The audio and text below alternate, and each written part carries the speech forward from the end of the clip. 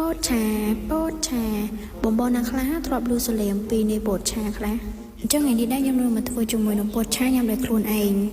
ដែលគ្រឿងផ្សំរួមមានពោតក្រហមម្សៅស៊ុបខ្នុរបង្គាក្រៀមប៊ឺស្លឹកខ្ទឹមនិងចុងក្រោយខ្វះបានគឺទឹកដោះគោខាប់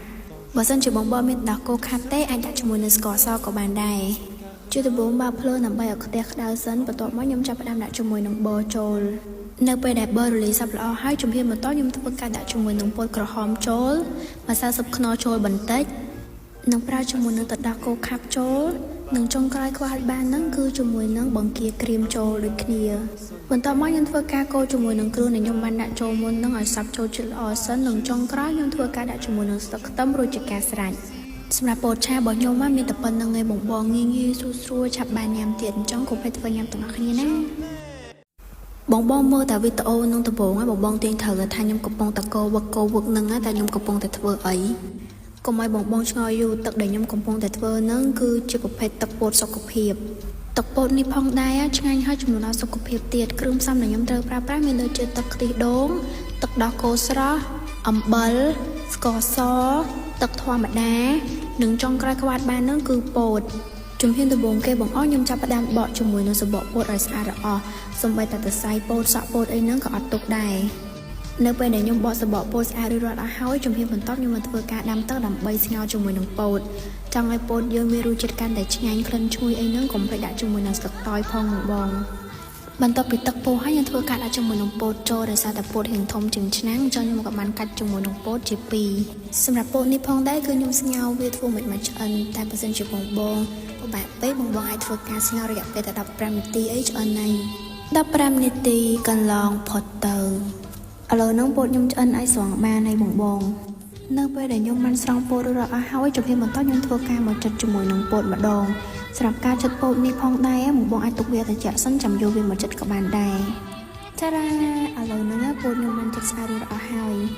អូមែនខ្ញុំប្រាប់បងទឹកដែលស្ងោរពោតមុនហ្នឹងបងកុំយកវាចាក់ចោលដោយសារទឹកហ្នឹងក៏យើងត្រូវប្រើការដែរ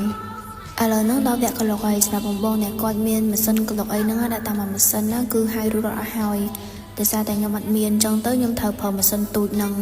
ខ្ញុំធ្វើការដាក់ជាមួយនឹងពោតចូលបន្ទាប់មកខ្ញុំចាប់ផ្ដើមដាក់ជាមួយនឹងទឹកស្ងោរពោតមុននឹងចូលអញ្ចឹងមិនថាទឹកស្ងោរពោតហ្នឹងក៏សំខាន់ដែរយើងកុំចាក់វាចោលអីបន្ទាប់ពីខ្ញុំធ្វើការកិនជាមួយនឹងសាច់ពោតស្អាតរួចរាល់អស់ហើយជំហានបន្ទាប់ខ្ញុំចាក់ជាមួយនឹងពោតហ្នឹងចូលទៅក្នុងចានមួយរួចខ្ញុំចាក់ជាមួយនឹងទឹកស្ងោរពោតមុននឹងចូលដូចគ្នាធ្វើអញ្ចឹងទៅធ្វើឲ្យទឹកពោតរបស់ខ្ញុំហ្នឹងវាមានទឹកច្រើនហើយវាចេញមកពីជាតិពោតនឹងក៏ផ្អែមឆ្ងាញ់ដែររួចធ្វើការច្រោះវាបែបនេះដោយសារតែខ្ញុំត្រូវការយកតែទឹកវាទេបងត្រូវតែធ្វើបែបនោះរហូតដល់តែអស់សាច់ពោតយើងបន្ទាប់ពីខ្ញុំធ្វើការច្រោះយកទឹករួចរាល់អស់ហើយជំហានបន្តខ្ញុំធ្វើការយកទឹកពោតរបស់ខ្ញុំនោះយកទៅធ្វើការចំអិនសម្រាប់ការចំអិននេះផងដែរត្រូវបើកភ្លើងឲ្យហឹមរួចកូរឲ្យសព្វបើមិនអញ្ចឹងទេវាអាចនឹងខ្លោចបាតនៅពេលដែលទឹកពោតរបស់ខ្ញុំរៀងក្តៅបន្តិចខ្ញុំបានចាក់ជាមួយនឹងទឹកខ្ទិះដូងចូលចំនួន4វែកប្រើជាមួយនឹងស្ករស2ស្លាបព្រាបាយអំបិលបន្តិចដើម្បីឲ្យរសជាតិនឹងកាន់តែផ្អែមមុត